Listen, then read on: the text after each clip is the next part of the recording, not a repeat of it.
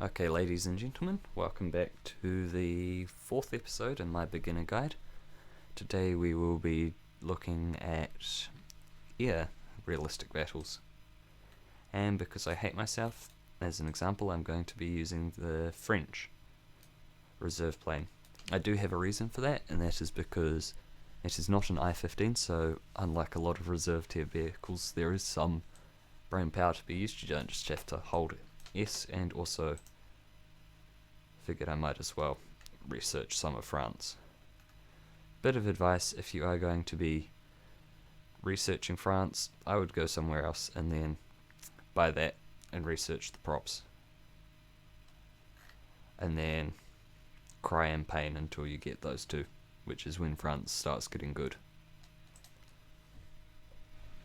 Okay, but before I get into the battle, I'm just going to quickly explain something about rounds for aircraft. So for machine guns, generally if you're going against aircraft, go for something with the most incendiary bullets or explosive bullets.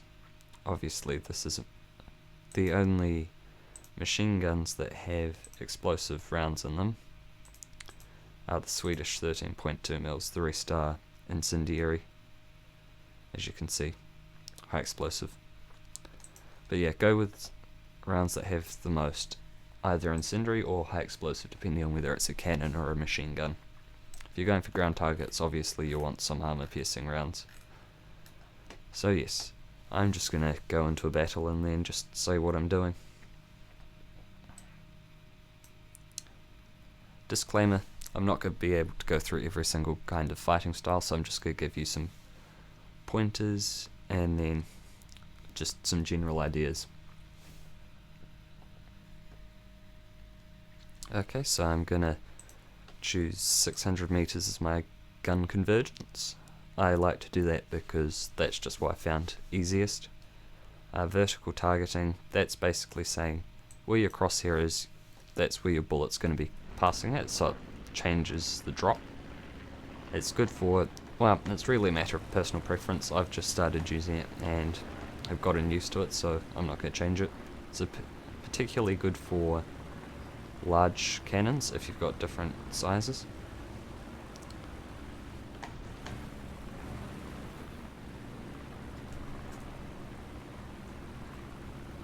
Okay, just ignore what I did there. I'm not going to do a tutorial on engine controls, or at least not now. So what I'm doing is I'm just going into a slight climb. Well, I'm going into a climb because he who has the most altitude has the advantage. We've got the Soviets on our team, which is nice. So yes, I'm just going to climb. That's one of the bad things about props, climbing. So yes, all aircraft have an optimal climb speed. I don't know any of them off the top of my head except for the Bf-109, which is 270 km an hour, but most aircraft I think climb best between 200 and 280 kilometers an hour, I think, from memory.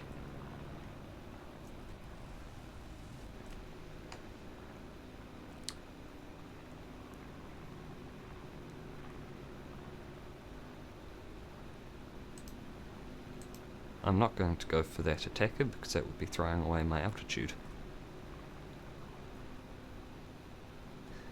Even though it's a free kill, it means I'm going to get killed quicker.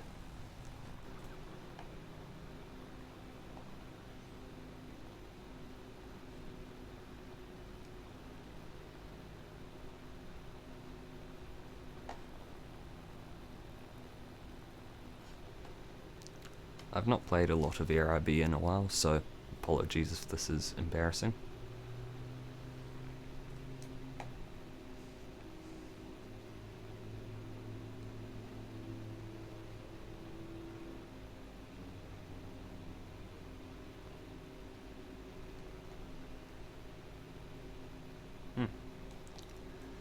Yes, the spotting can be a little bit touch and go sometimes.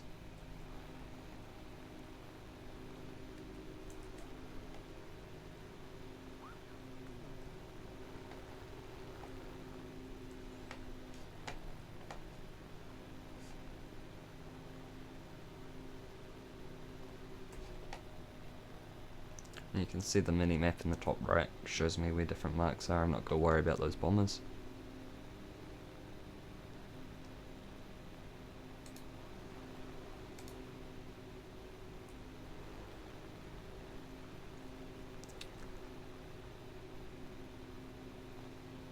Where are all your teammates, buddy? Here they are.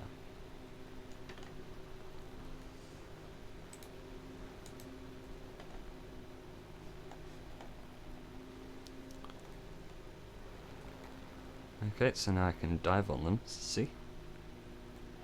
Because I have a lot more potential energy than they have kinetic energy. So therefore they can't pitch up to me easily. I'm going to go for this HE-51 first because he's on his own.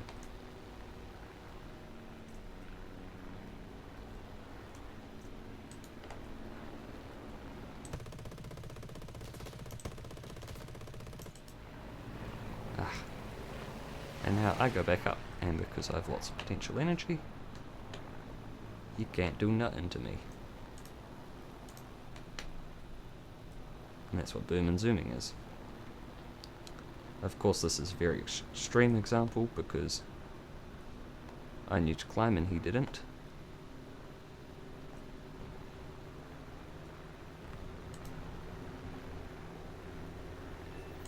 Oh.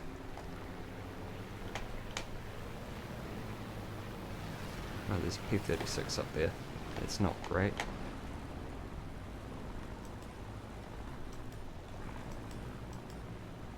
Is there another mark? Sorry, I'm just trying. Got another fighter marked on my mini-map there.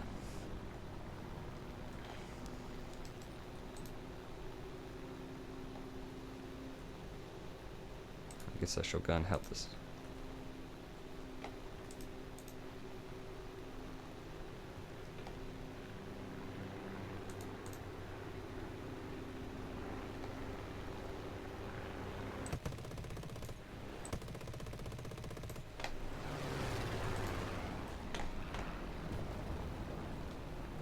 And now I go up, and once again I have a lot more energy than he does, so if he did... Sorry, I just heard another aircraft. There we go. That's what the mini-map is for. Huh. He crashed as well. Fortunately I turn a lot better than this guy, so I can just turn inside him. You'll notice when I'm shooting at aircraft, I don't shoot straight at them. I shoot where they're going to be when my rounds land. And I'm not going to even bother to chase that guy because he is way faster than me. So yes, as you can see, altitude is very important. Where's that guy going? He's out of here. So yes, in hindsight I probably should have waited for that P400, however I'm a lot more manoeuvrable than him. I'm just keeping an eye out for that P36 just in case he comes back because he's become unspotted. Oh shoot, we're going to lose this game to bombers. As you can see back there, our airfield has very low health, and that gets destroyed, we lose the game because that's realistic. So I'm seeing as I'm alone right now, I'm just going to climb a little bit to regain some altitude and therefore energy.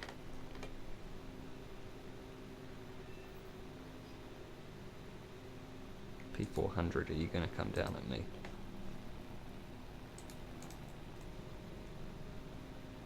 I'm not going to pitch up for him because he is way above me, and doing so would just make me stall out and become an easy target.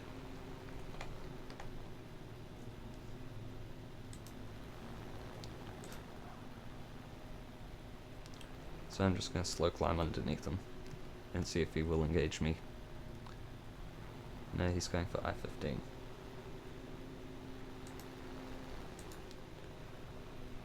Not going to bother.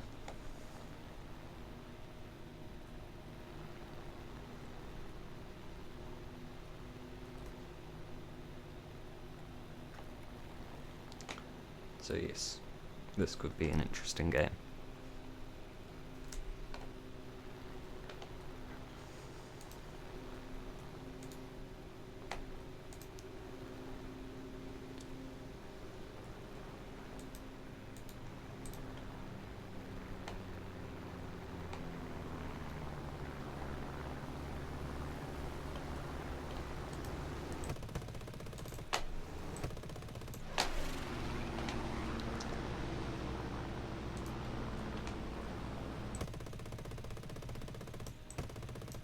machine guns do something.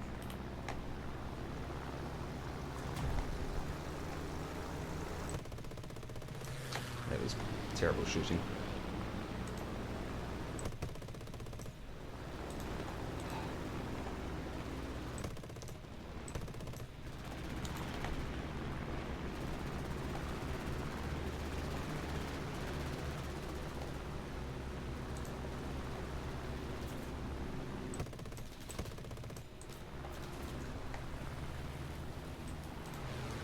There's that P-36. I had a feeling he'd come back in, so I'm going to dodge his guns and head on. Oh, he's not even going for me.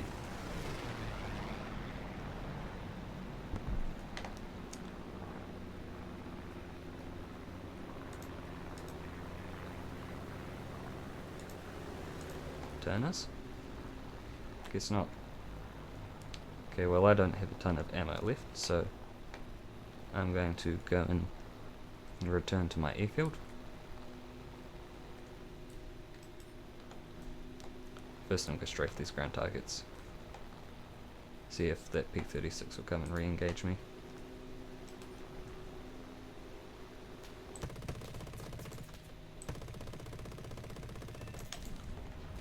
Well, I hope he doesn't, because I've got no more ammo left, so I'm just going to go return to base.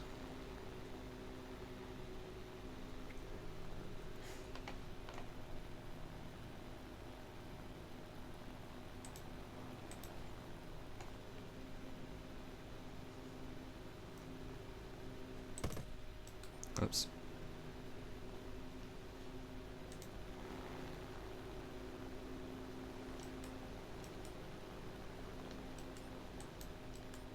So yes, you can use X or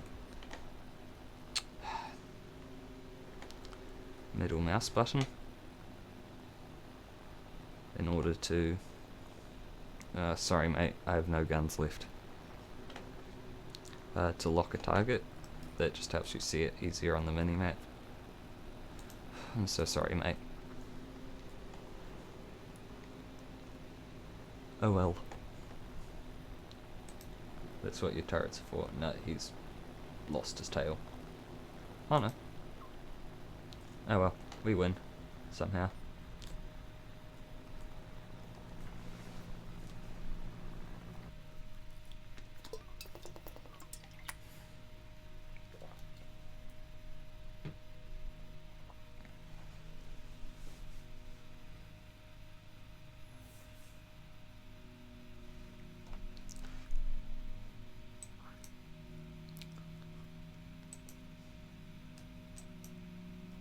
Spaded.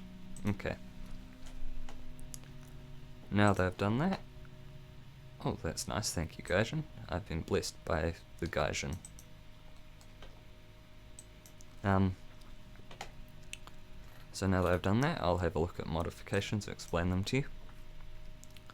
So, firstly, I usually go with offensive guns, and then I would generally go to compressor unless it was a bomber or an attacker, in which case I might get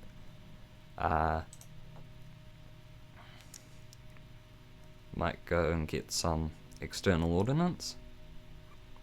Then generally I'd go compressor, and then depending on where the new guns are, maybe research those, and then go for engine and engine injection, and then research the other stuff. Engine and weapon upgrades should be your main priority when researching aircraft. So for example, this plane, which is still stock, because I don't play France, because I don't like suffering. Where are my modifications? So yes, I will research offensive 7mm, then I'll probably research compressor, and then I'll research offensive 20mm and engine. Also, quick note about guns. At the moment, high explosive and cannons is only working sort of because of Real Shatter. There are videos on the internet explaining what those are. I really can't be bothered, but basically it's making guns suck. So yes, just fair warning about that. So crew skills. My main things as a fighter pilot would be awareness and G tolerance. Sorry, not awareness, G tolerance and stamina. And then keen vision, which helps you see aircraft over a better distance, or rather they're spotted over a better distance. Then repair speed only applies to vehicles within your repair rank. So if I up repair speed, it's only going to affect rank 1 vehicles for France. Weapon maintenance is also good too. Okay, so now the 3 main types of fighting with aircraft is boom and zooming, vehicles that are good at that.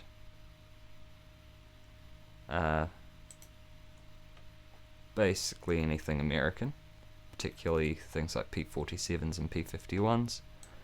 What that generally requires of a plane is that it has a high top speed and doesn't compress much.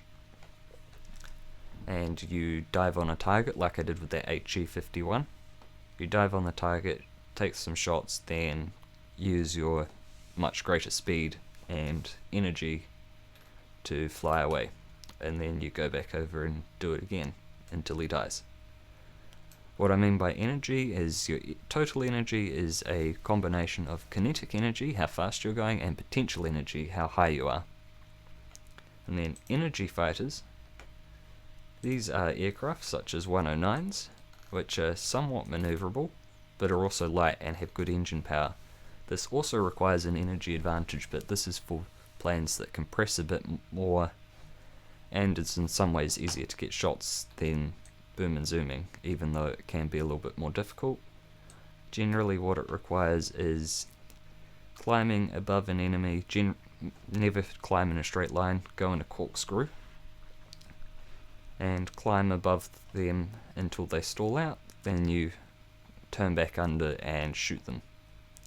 If you go onto my channel, the Bf109F2 versus P40, that's a very basic example of what energy fighting looks like. I shall link that in the description if I remember. And now turn fighting. This is basically stereotypical Japan, your A6M0s particularly, and Ki-43s. This is basically just a case of you merge with your opponent. That's the saying for when you are meeting another aircraft head on and you pass each other, that's the merge. You go into the merge and then you just turn as tight as possible. Now note about head-ons, make sure you have some speed, otherwise you will not be able to dodge. Don't just go full commit head-on, that's a bit of a waste. So you need to shoot a little bit to encourage them to dodge, then pull back out. Generally I do it by doing a barrel roll or negative elevator, and then you can commence the dogfight. So those are 3 main types of fighting. Now I shall go through, as I did in the ground forces tutorial. In the second one I shall go through and say what I think of each nation and what they're good at, and then go back and say which one I think you should start with. Disclaimer, this only applies to props. I do not know much about jets, as you will know if you've seen my jet videos. But yes, looking at early props. So America, very fast, good at boom and zooming, 50 cals early on, which is quite nice, as most aircraft only have 7.6mm machine guns. Germany, there's a mix. Focke-Wulfs are fast and don't compress much, hold their energy well, and are good at boom and zooming. Bf109s are insane power to weight ratio for what they are, and are good at energy fighting. USSR, they're sort of the jack of all trades. They do energy fighting pretty well. They will outturn lots of things. Yak 1s are really easy to play. And and overall very easy to play. And this is one of the most overpowered vehicles in the game for its BR. It gets an air spawn, but it turns very well, and maybe I'll do a video on it at some point. Great Britain, mostly turn fighters, except for the Tempests, which are a little bit more boom and zoom. You can also energy fight, particularly with the LF Mark 9, but mostly turn fighting. Japan, basically all turn fighting or energy fighting in the case of stuff like the J2M2, and pretty brain dead gameplay mostly. China's a bit of a mix. This is also another really broken plane.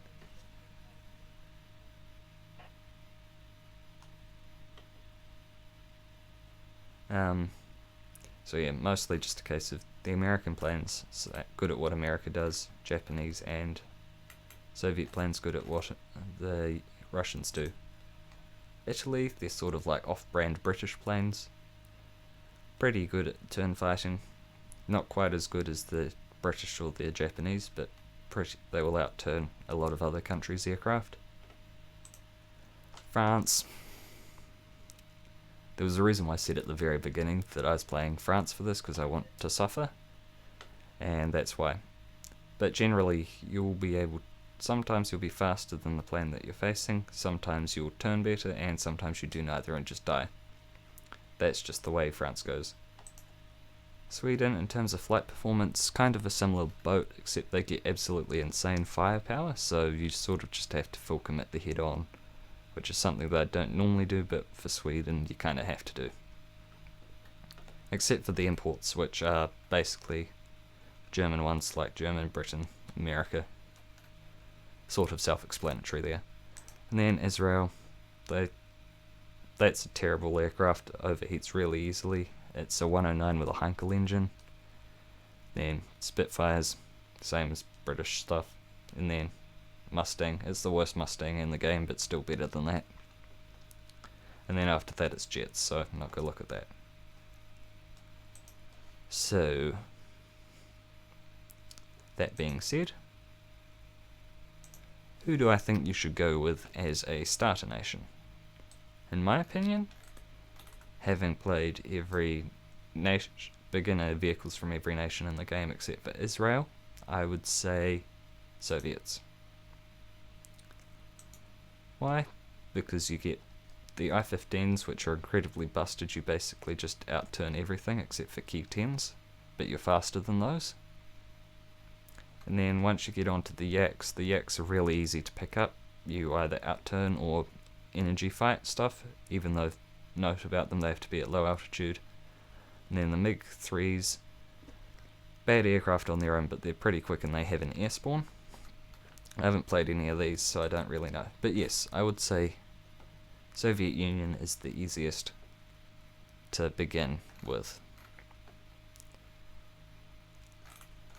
And to show you why, when you make it to BR 2.3 for the Soviets,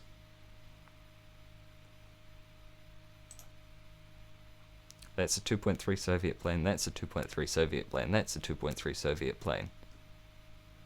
2.3 Russia is incredibly strong. No, that's 3.0. Ignore that one. But yes. And the MiG-3s. Yeah. Yeah. I'm not the world's best ARB pilot, but 5-1 is pretty decent. So yes, that's my opinion. If you have any thoughts, anything that I might have missed, any questions, then please leave them in the comments. Disclaimer, which I should have said at the very start, this is a fighter tutorial, not a striker or bomber. You've got the in-game tutorials for those, and I didn't cover how to land or take off because there are tutorials for those. By the way, if you ever forget how to do things, you can go to Encyclopedia,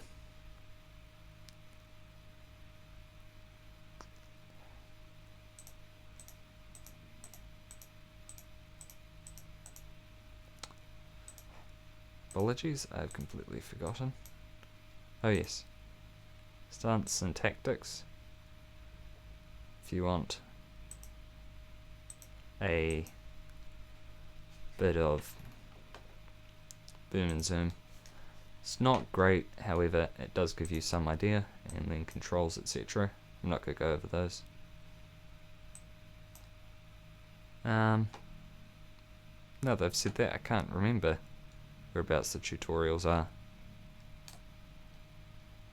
Tutorial, there we go, under battles.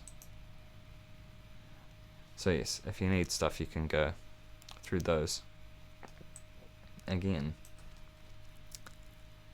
And that should be all for that. So yes, as I said, any questions, leave them in the comments. I will try to answer. And that is all. Thank you for watching. I will see you next time.